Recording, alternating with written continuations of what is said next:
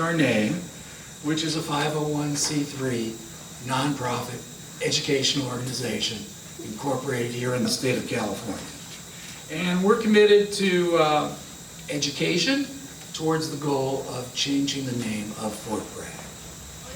And I think we should begin by recognizing that all of us here tonight are uninvited guests on indigenous land, and acknowledge that this building stands on the ancestral homeland of Pomo people.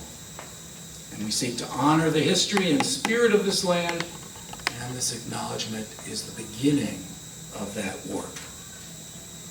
And I think that's a good segue to what the name change means, because it is really just a shorthand phrase for much, much more than that.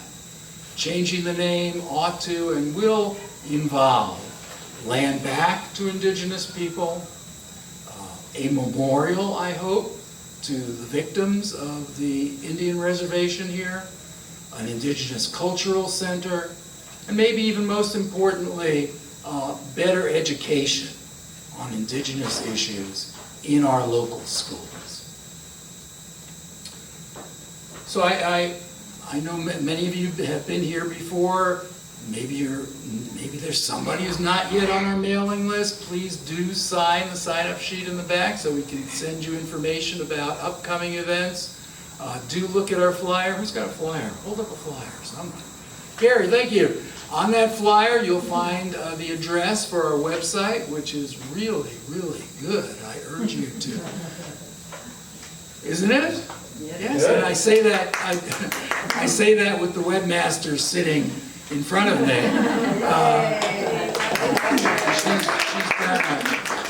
She's done a terrific job. And our Facebook page, which Michael oversees. So the addresses are on that flyer, so take a look. There's always new material. And there are ways for you to give us feedback and to be in touch. Okay, so we've called this a teach-in. Why do we do teach-ins? Because we believe in education, because we believe in discussion, in debate, in learning. We believe that we do not each have all the answers, but that each of us can learn from others. We believe that no one has all the truth. Now, this evening we're going to be talking about what can be a very emotional issue. What do you say? You don't talk about religion in public, or, I don't know, death makes people nervous, but talking about race and racism makes people nervous. But we're going to try and tackle it. This is just one attempt at a discussion, and we mean it to be a discussion to which all of you are invited to participate. I do have to say that this program is solely a project of Change Our Name and is neither sponsored by nor affiliated with the Mendocino County Library Museum. But I do want to thank them because this is their community room, and they use it for groups throughout the week, throughout the year, and they don't charge.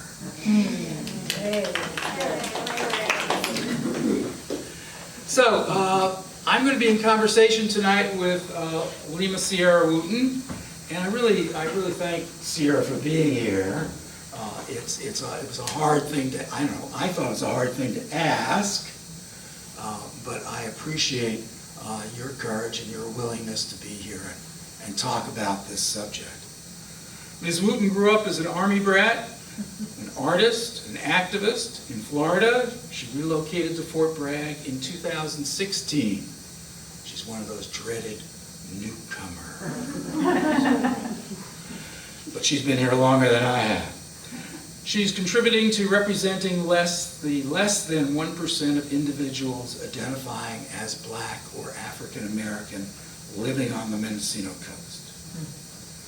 She grew up mixed race and has been in interracial relationships. She understands the challenges and struggles of biracial families and interracial marriages. So our plan tonight is to to alternate speaking.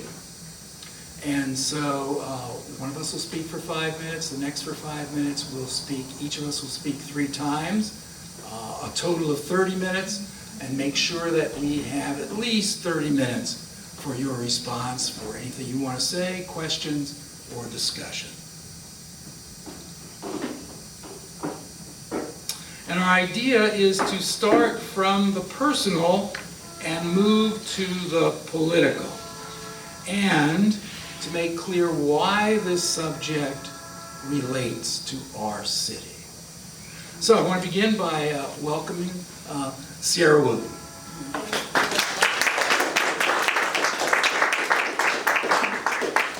Thank you. And I do have some pictures too that I'll kind of pass around too, just for my personal part. But I kind of chose to focus on the theme of hair regarding racism, because I feel like this is a common topic that we can all connect on. And so I just kind of want to ask, has anyone ever been told that they cannot wear their hair the way it grows out of their hair? Or out of their head, I'm sorry. So I'm just seeing, has anybody ever been told that they can't? Okay, girl, I see you, girls, I know, I feel you. You understand. And so I just want you to feel that gravity. There's actually people being told they cannot wear their hair the way it naturally just grows out of their hair. And so I just want to give you guys a little bit of a historical context about why hair is such a big issue. And so the history and culture of black hair dates back to the 1400s, when the first documented slave trade occurred. Slaves wore elaborate hairstyles, but were soon forced to shave and cut off their hair, stripping them of their piece of identity as a way to control them. And so I was born in 1987 with curly hair.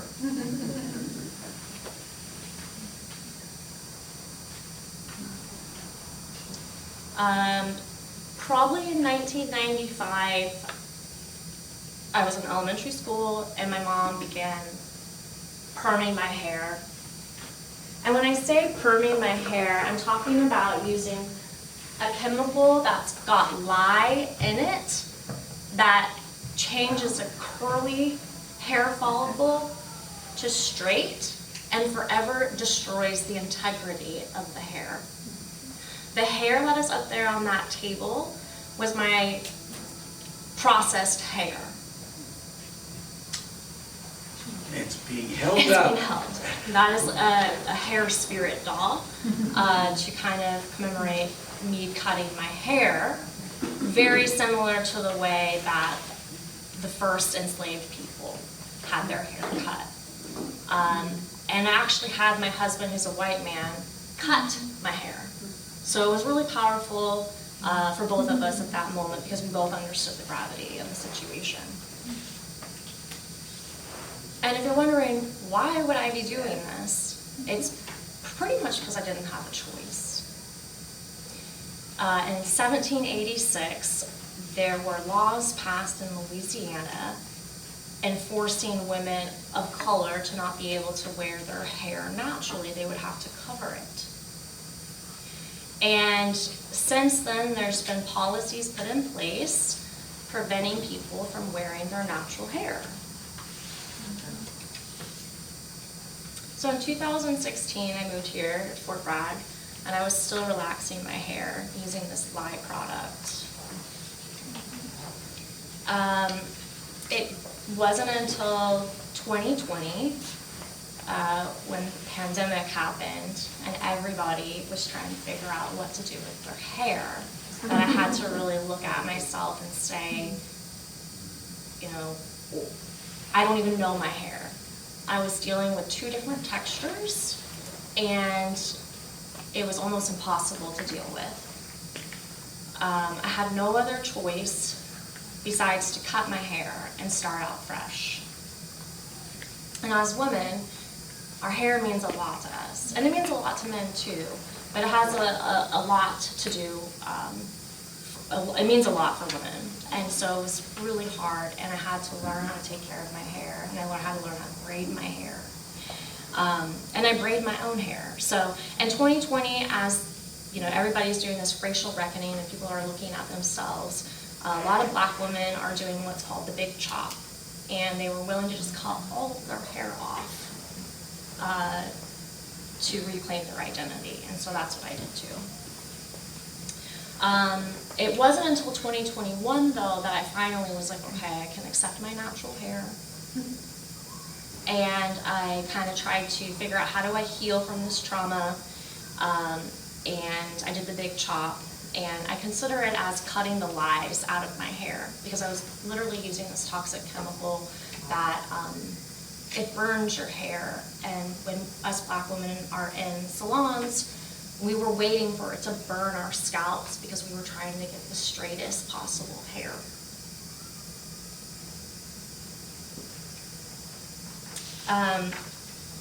I bring this up because I want to just point out how when somebody says there's no racism here, it doesn't always look like what you think. But if you're creating cultures where people aren't even allowed to wear their own hair, that is racism. There is no place here on the coast for me to get my hair done. People do not know how to do natural hair here. If I want to get my hair done by somebody, I can drive 4 hours.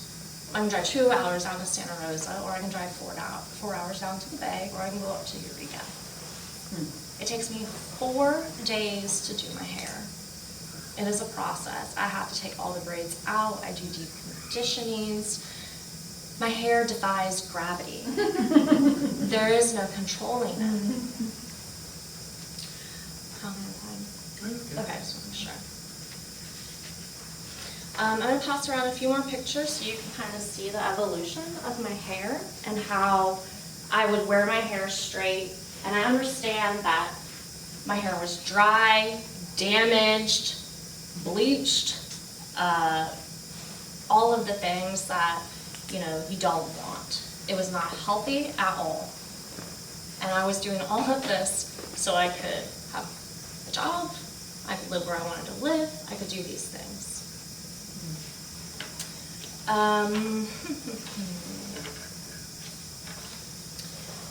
Some people may think like, oh, this is not happening right now. It is happening right now. Just in 2023, or I'm just going to go back.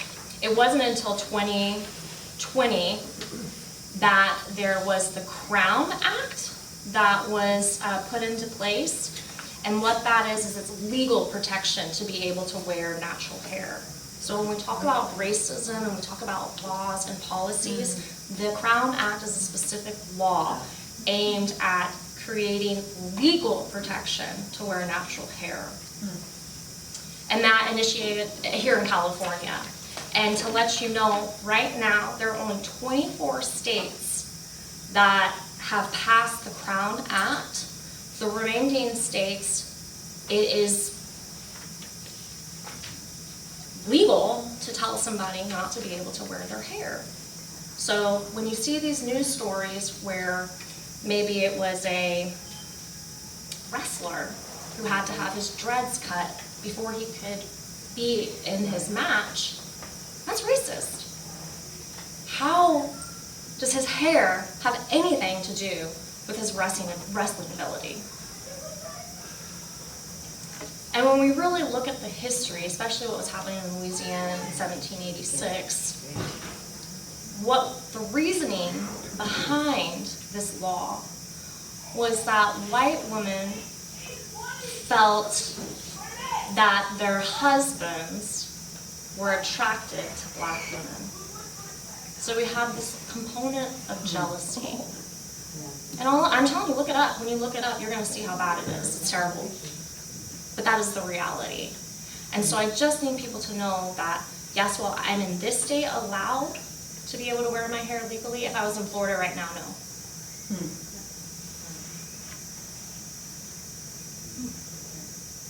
And still, even to this day, 2/3 of women are changing their hair to be more acceptable just so they can get jobs. And so that, I'm trying to explain, is kind of the legacy of racism. is keeping people out of places, holding people down.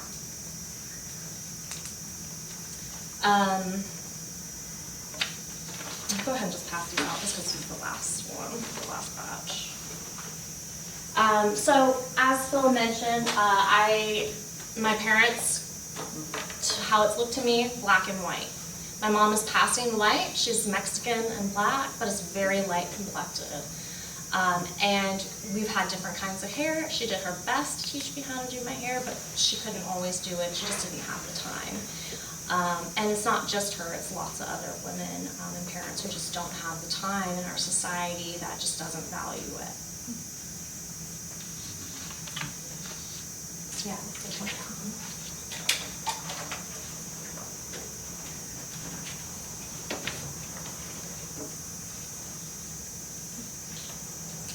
I grew up in a white world. Maybe some of you my age who grew up in the suburbs had a similar experience. My neighbors were white. My friends were white. All the kids in my school were white. And I didn't see a black person, I think, until I was about 12 years old. That's the only world I knew. Now, I was born in the Bronx in New York City, but when my father came home from service in World War II, my mother came back from working in war work in the factories, and they had a kid. They said, we got to get out of the city. And with the VA help, with the GI Bill, they moved out, first in their extended family, the first people who could give up apartment living and move out to a suburb on Long Island for the suburban dream of a single family home and a wide expanse of lawn. And this was for the kid, right? And for them. And it just so happened it was also to be surrounded by people just like them.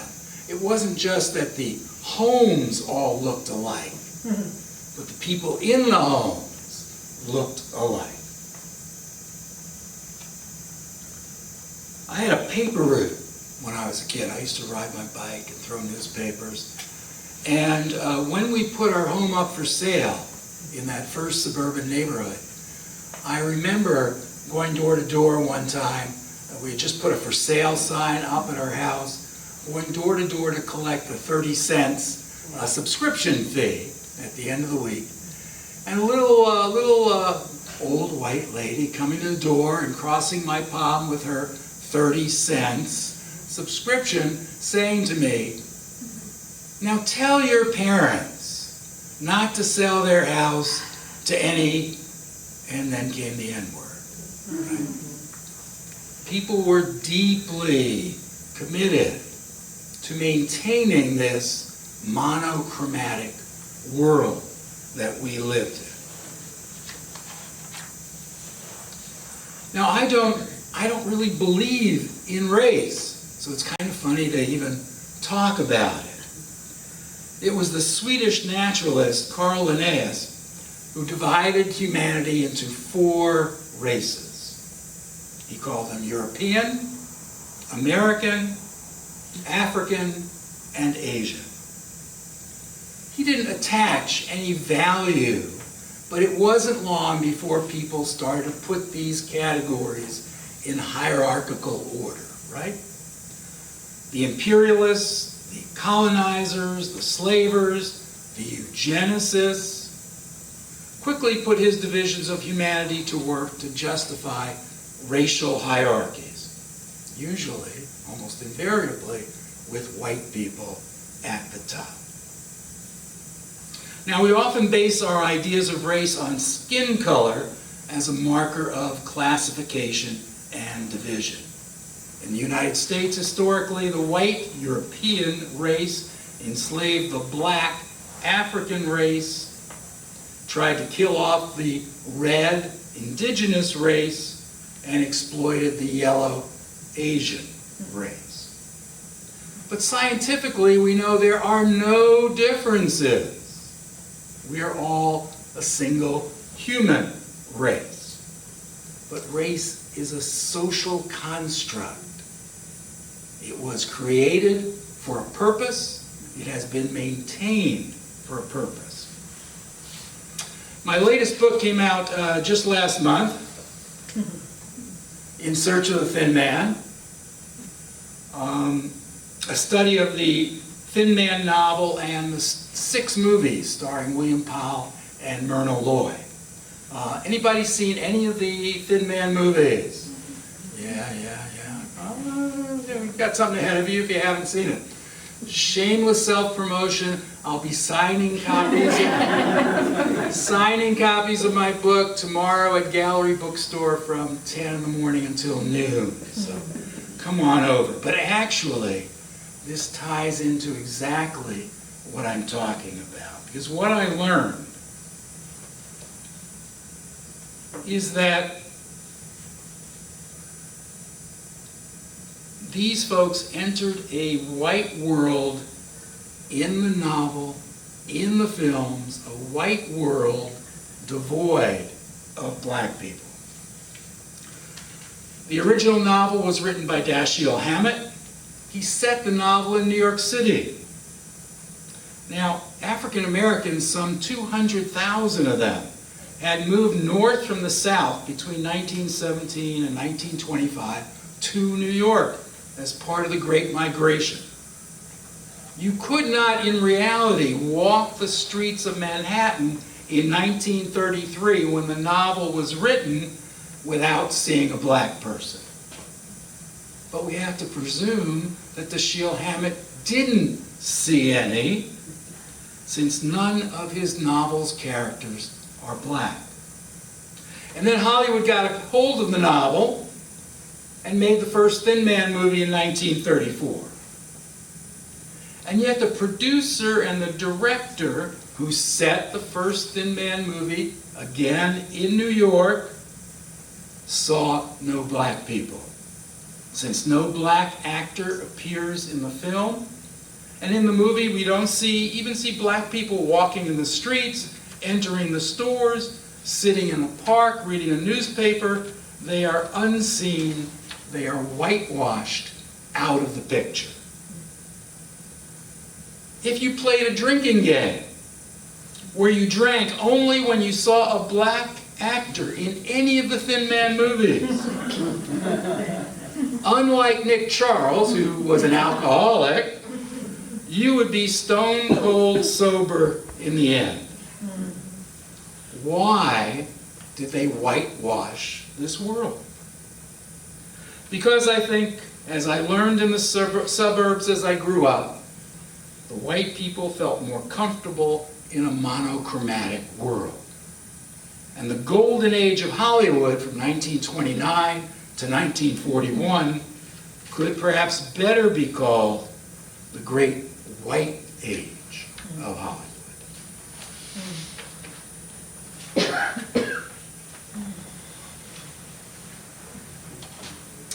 So I'm going to discuss a little bit about racial trauma. I kind of already highlighted it a little bit with the big chop.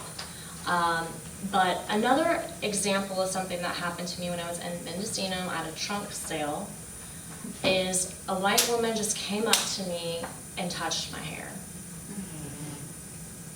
And in that moment, and this was obviously past, this was probably in 2021 or 2022, I recognized that my role was that I cannot be an angry black woman in this moment, and I have to explain to this white woman why it is not okay for her to touch my hair. And I brought her in gently, and I explained to her, and the light went off, and she said, "I don't know why I thought I could do that." And I said, "I know exactly why you thought you could do that." Like I already had mentioned about what happened to the first slaves when they got here.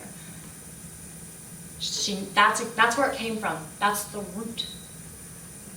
She thought she could do it because that's what has been done. Black bodies have never mattered, and so it was okay for her to just come up into my space and touch my hair. after that experiences, I started making masks. We were still wearing masks. And I put on here, don't touch my hair. You know, because what else can I do? I mean, I'm truly having to walk around and ask people not to touch my hair. And I'd already just gone through the big chop, so I was dealing with my own trauma. And so I didn't need people just touching my hair for no reason, and then not understanding. So I say that because I really want you to understand some of the things that I was going through. And as you can see from the pictures, I am still married. I divorced next week, reclaim my name back. But I was married to a white man. We'd been together for 15 years, and it wasn't until we got here to Fort Bragg in 2020 where we actually had to start talking about racism. And it was a hard conversation, but it had to be had. And his family also did not want to have these conversations, and I couldn't feel unsafe outside this community. When I would leave my house, I felt very unsafe. And when I would come home, I was being gaslighted by somebody who I thought loved me unconditionally. And I just couldn't survive that way. And I eventually just had to pretty much give my marriage up. And so you can see in those pictures what I lost. I lost a lot. And I share pictures of my best girlfriends because I've lost them too. People who will not have this conversation with me. That little white girl you see with me as a child is my best friend, who was my sister. I was her maid of honor. And for whatever reason, these people cannot say that my life matters, and they showed it to me in so many different ways. So I want to let you know the personal impact to me that I've lost best friends, sisters, close friends, mother-in-laws, sisters-in-laws. I've lost nieces, nephews. And at the end of the day, I lost the person that I love the most. And I know I'm not alone. I know a lot of people's families have been fractured because of these conversations. But I'm so grateful for people like Phil and Claire and everybody else in this room, Paula, who have been doing this hard work, because they know as I was going through these challenges with my personal family, that my in-laws wouldn't even buy a book, Me and White Supremacy. Well, how do we even do that? So I just want to say thank you for those people who are really trying, because I know this is hard, but if you could at least walk in our shoes, you would see that it is very hard, but that it can be done. And you feeling good? Okay.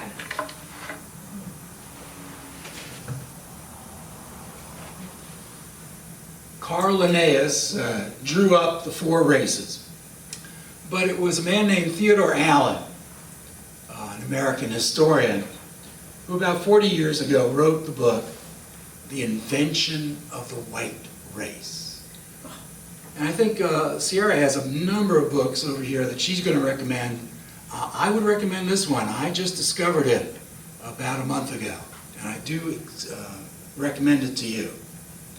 It not only shows how race is socially constructed, but how it was constructed historically to justify white supremacy. According to Theodore Allen, and his book is 2 volumes of densely researched history, the white race was invented in Virginia. The white race was invented in 1676, 100 years before the American Revolution. At that time, there were colonies all up and down the Atlantic seaboard of what would become the United States of America. The colony of Virginia was under the rule of an elite of wealthy British capitalists who bought up large tracts of land in the colony, which they converted to tobacco plantations. They bought up so much land that there wasn't land left for other people.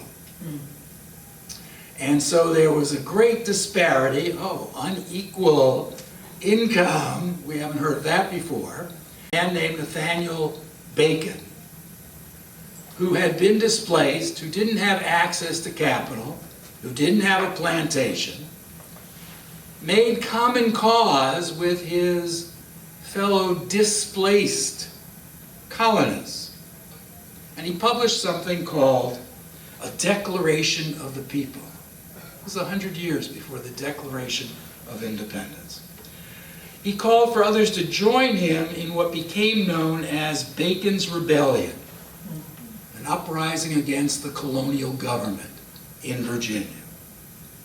Laboring class people, free people, indentured servants, that is, people who agreed back in Europe to, in return for the payment of their passage to the New World, to work for 5, 7, 14 years for the person who did pay. White and black people joined together to fight this plantation elite. They were, to quote a broadside of the time, English and Negroes in arms, European Americans and African Americans together.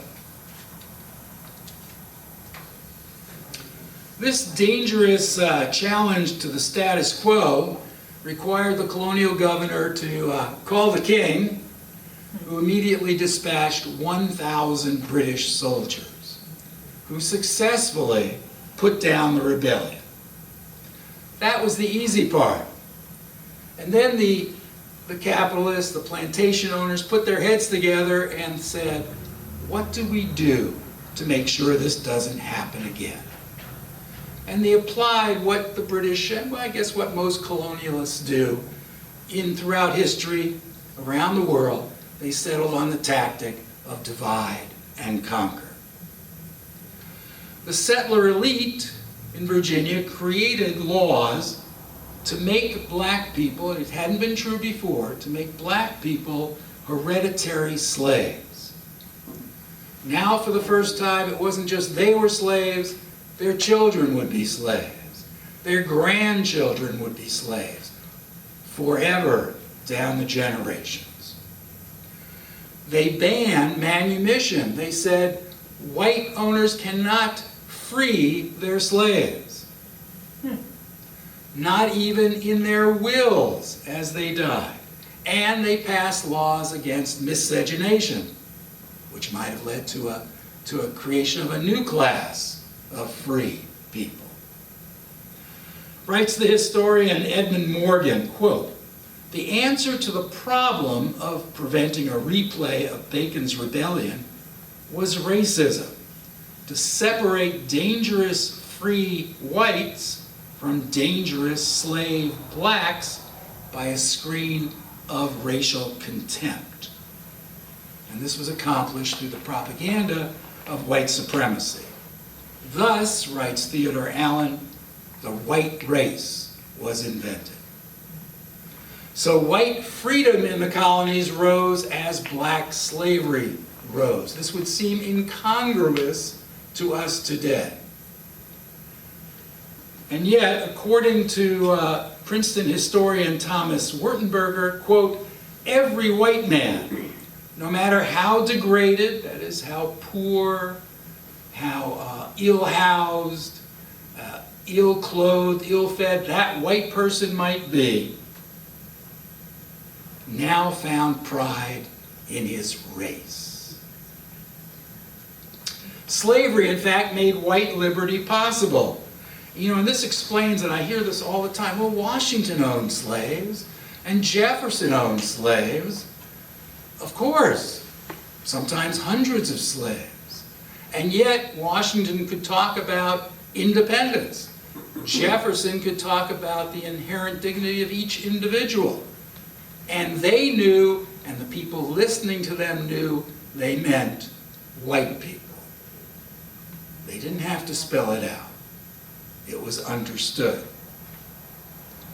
It was liberty and inherent rights for themselves and for all white people, and maintaining slavery for black people. You know, it's no accident. In fact, 4 out of our 5 first presidents owned slaves, all with the exception of John Adams, who was from Massachusetts. He was fiercely anti-slavery. But 4 out of the first 5 owned slaves. Those 4 were all from the state of Virginia. They were most understanding of what the result had been of having to suppress Bacon's rebellion. And today, we live here with a continuing commitment to the invention of this white race.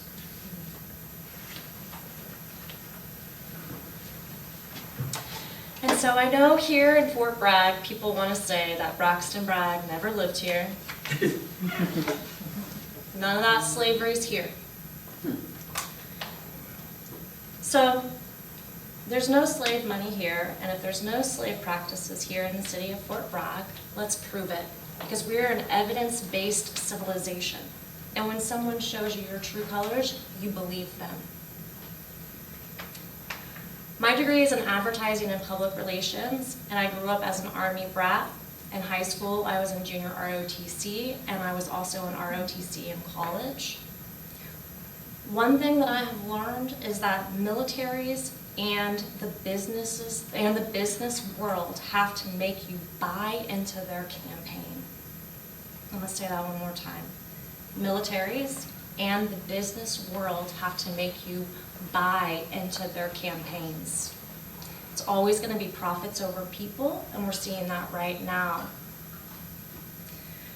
There has been mismanagement, rate wars, and profitability and bottom lines that have mattered here.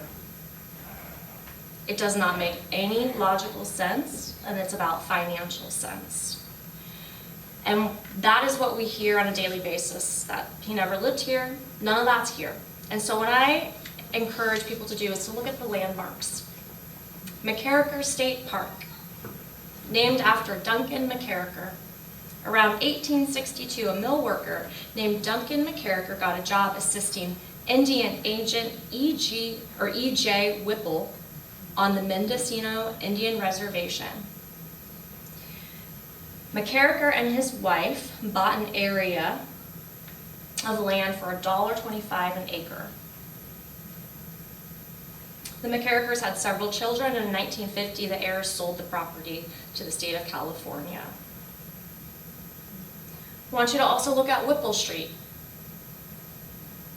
Indian agent E.J. Whipple removed Indians from this land. I also want you to look at the rock out on the headlands on the Noyo Harbor walking trail. There's a big rock, it's called Johnson's Rock. Look at Otis Russell Johnson, and also the father of Fort Bragg, Charles Johnson. And I want you to look and see where their money comes from. And I want to let you know one thing. Braxton Bragg and Charles Johnson, the father of Fort Bragg, and this is a fact, they were alive during the same time, during 1859 to 1876. So I don't know if he ever came here, but I know he was alive. And I know that there was a choice. They could have changed the name, but they didn't. And when you're a businessman, which Charles Johnson was a lumberman, railroader, and conservationist, you will see that it was always about profits over people. So that's what I've learned about Fort Bragg. And I would encourage you to keep looking at these landmarks named after these people that had nothing to do with Braxton Bragg and find out where their money came from.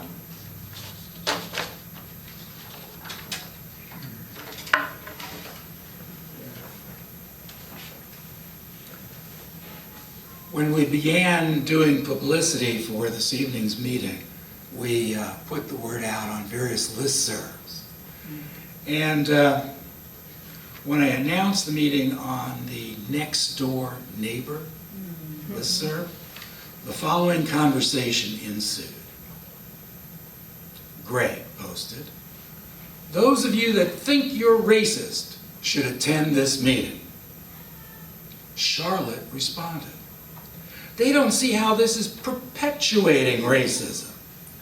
These are topics we've moved past as a society. The media and the government just cannot let go of reminding people of their differences and have done a good job creating hostility between races. It's by design. They have brainwashed the youth into believing being white is inherently bad." Greg, when is White History Month? I don't think the racists... Oh, come on. When is White History Month? I won't get through this. When is White History Month? I don't think the racists allow that. He continued, "They hold meetings with people talking about race. I have been here over 50 years and have experienced no racism. In fact, the opposite. I've enjoyed a life here among Hispanics, indigenous people, and a few black friends. Don't let these people bring their racist agenda here. Nancy, I grew up with friends of all colors and cultures. We never talked about race. It wasn't an issue and shouldn't be now.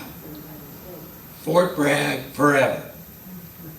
And Dennis closed the conversation.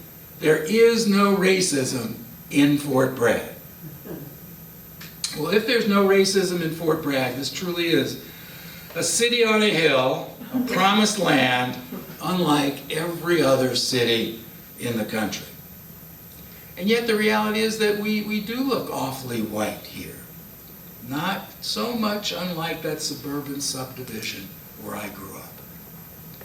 According to the 2020 U.S. Census, non-Hispanic whites in Fort Bragg are about 58% of the population.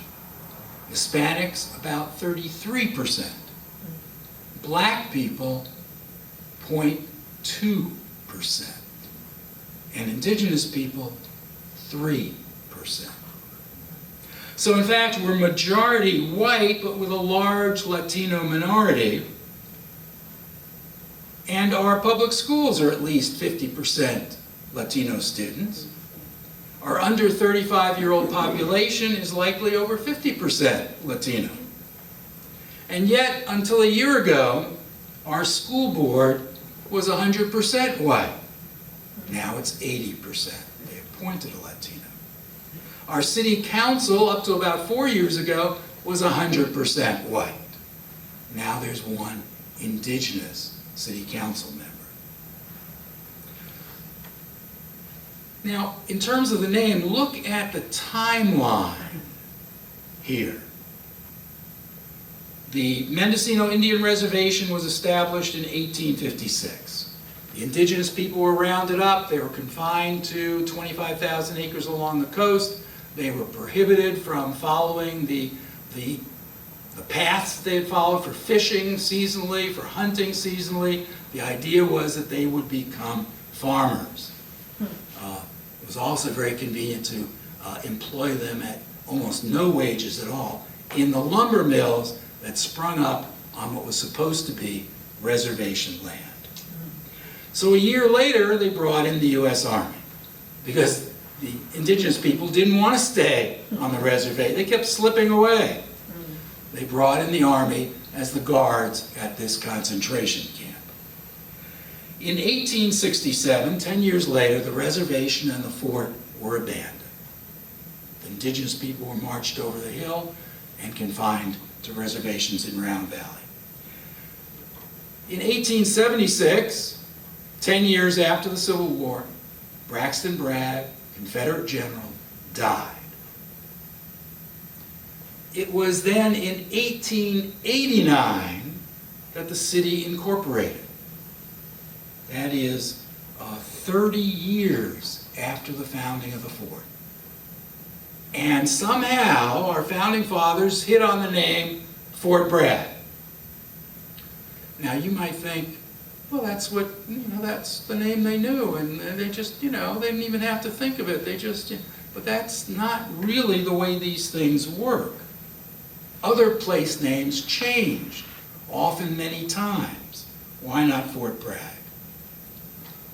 Just down the Highway 20 in Boonville, they started out with the name The Corner.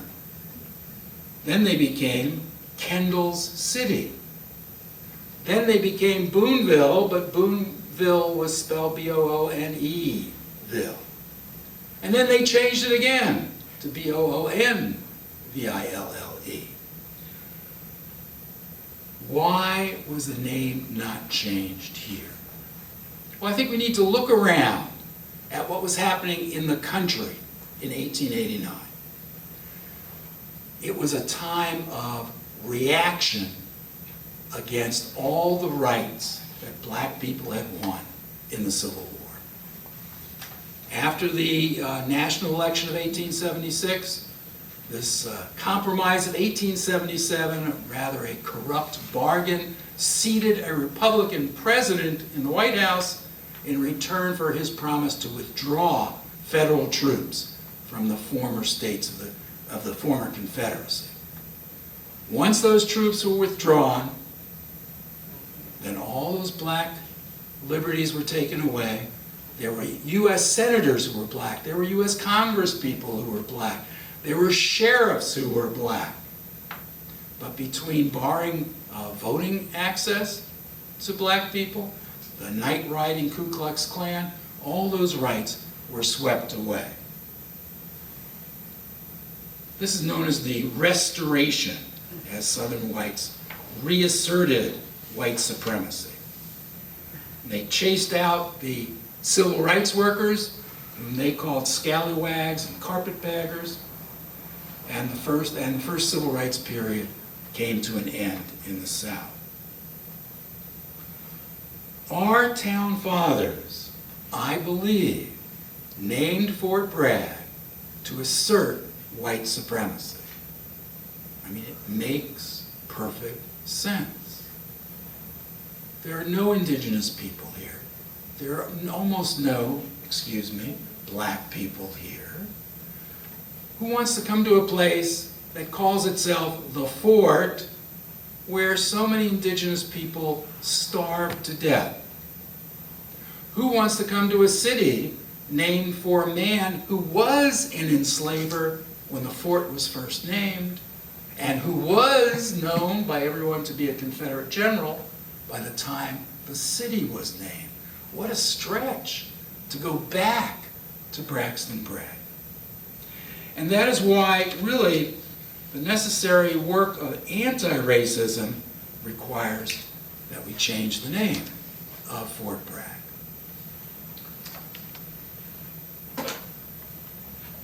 Thank you for listening. Now let us listen